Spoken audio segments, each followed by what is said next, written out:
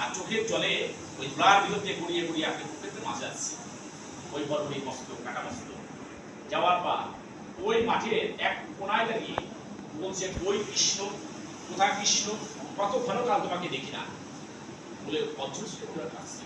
আর ভগবান আমার অন্তর্যামী উনি রথের মাঝখানে দাঁড়িয়ে এই অবস্থা দেখে উনি করুণ হৃদয়ে চলে আসছে এবং ওই কাটা মস্ত মনে মনে গিয়ে বলছে যে তুই এত বড় কৃষ্ণ ভক্ত আগে বলিস না কেন।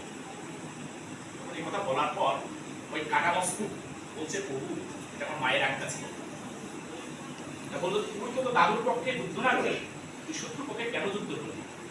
উনি বললো, ওই বর্বরী বললো যে আমার মা বলেছিল তুই সদা সর্বদা শত্রুর পক্ষে যুদ্ধ করবি, শত্রুর পক্ষে জয়লাভ করিস, পৃথিবী ভোগ করিবি। আর যদি তোর মৃত্যু হয় যুদ্ধে, তোর দাদুর হাতে মৃত্যু হবে। আর তোর দাদুরা বড় কৃষ্ণ ভক্ত, আর এই কৃষ্ণ ভক্তর হাতে মৃত্যু হলে তোর বৈকুণ্ঠে বাস হবে। তখন সেই কথা শুনে আমি এই পক্ষে যোগ দিয়েছি।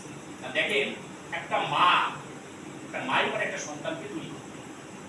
এজন্য প্রত্যেকটা মা, এখানে যারা আছেন, যারা বাবা আছেন, প্রত্যেকটা সন্তান কৃষ্ণ ভক্ত করতে হবে।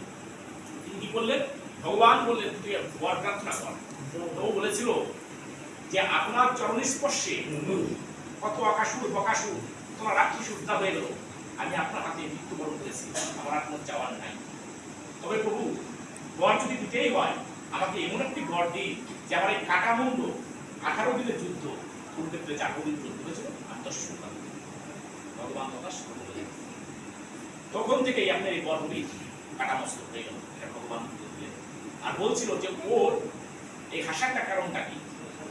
তখন এই বরগুলি বলেছিলেন যে দ্বিতীয় প্রশ্নের উত্তরটা আমি দেব। বলছেন দাদু, তোমরা বলছো যে আমার জন্য যুদ্ধ হয়েছে জয়লাভ, অর্জুন দাদু বলছে যে আমার জন্য যুদ্ধ জয়লাভ হচ্ছে, এটা ভুল। ভগবান শ্রীকৃষ্ণ এদের আগেই মেরে রেখেছে, বধ করে রেখেছে। তোমরা হচ্ছে নিমিত্ত মাত্র। এই জীব জগতে যা আছে ভগবান আগে থেকে কর্ম সম্পাদন করে রেখেছে। নিমিত্ত মাত্র ছাড়া যার যার কর্ম অনুসারে, জ্ঞান ভক্তি অনুসারে তার তার স্থান ভগবান দিয়ে দিচ্ছে। এর বাইরে কিছুই হবে না। এর ছাড়া নিমিত্ত ছাড়া কোনো করার কিছু নেই। তা আমরা যারা যে কর্মই করছি না কেন, গোবিন্দ ইচ্ছা ছাড়া কিছুই করছে না। আপনাদের এই কৃষ্ণ ভক্ত আছেন, গৌর ভক্ত আছেন, আপনাদের কৃপালাভ এবং চরণে রেণু একমাত্র আশীর্বাদ। তাছাড়া আপনি আমার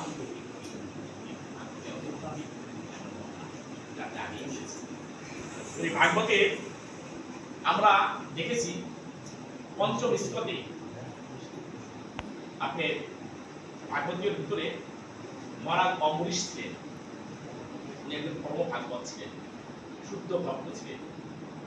উনি সদা সর্বদা ভগবানের 24 ঘন্টায় নাম কীর্তনা করতেন, হাতে কর্ম করতেন এবং সদা সর্বদা গোবিন্দ নাম কীর্তন করতেন, রাজ্য পরিচালনা করতেন। উনি সদা সর্বদা ভগবানের নাম তাপন করে চলতেন। উনি হস্ত দিয়ে প্রতিদিন সকালবেলা ব্রহ্মমূর্তকে কোনো রাজকর্মচারী দিয়ে মন্দির পরিষ্কার করাতেন না, উনি নিজে হাতে মন্দির পরিষ্কার করাতেন এবং গোবিন্দর প্রসাদ রন্ধন করতেন হাতে। আর গোবিন্দর জন্য উনি বিভিন্ন ধরনের ফুল মালা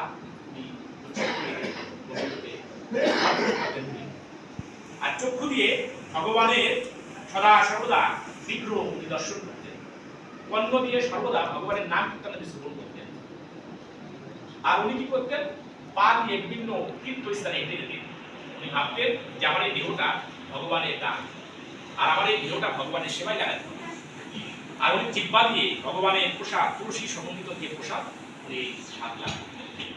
এর বাইরে উনি কখনো লালসা, লোভ, অহংকার এর থেকে বিরত থাকতেন। ভগবান শ্রীকৃষ্ণ এটা পর্যবেক্ষণ লক্ষ্য করে ওনাকে নারায়ণ অস্ত্র দান করেছিলেন, সুদর্শন চক্র, যেটা দিয়ে করে আপনার কোনো ওনার যদি কাজে বাধা হয় উনি তার এই সমাধান করে দিলেন। তো উনি এতটাই ধার্মিক ছিলেন, উনি একদিন দ্বাদশী ব্রত পালন করেছিলেন স্ত্রীকে নিয়ে মধুবনে, যেটা আপনি অযোধ্যায় আছেন। অযোধ্যায় মধুবনে উনি এই যখনই আপনি দ্বাদশী ব্রত করছেন পার্বণ সারবে, সকলের জন্য উনি নিমন্ত্রণের ব্যবস্থা করেছেন, মধ্যাহ্নে পার্বণ হবে। এমন সময় দুর্বাসা মুনি, উনি একজন প্রবল, আমাদের বাবাজি জানেন, এতটাই রাগী, উনি বৈষ্ণব ছিলেন এবং ওনার মহাদেবের থেকে সৃষ্টি প্রাণাতের থেকে যে উনি দুর্বাসামণি উনি এসে হাজির হলেন, ওনার চরণে পড়ে গেলেন, ওনার পূজা করলেন। পূজা করার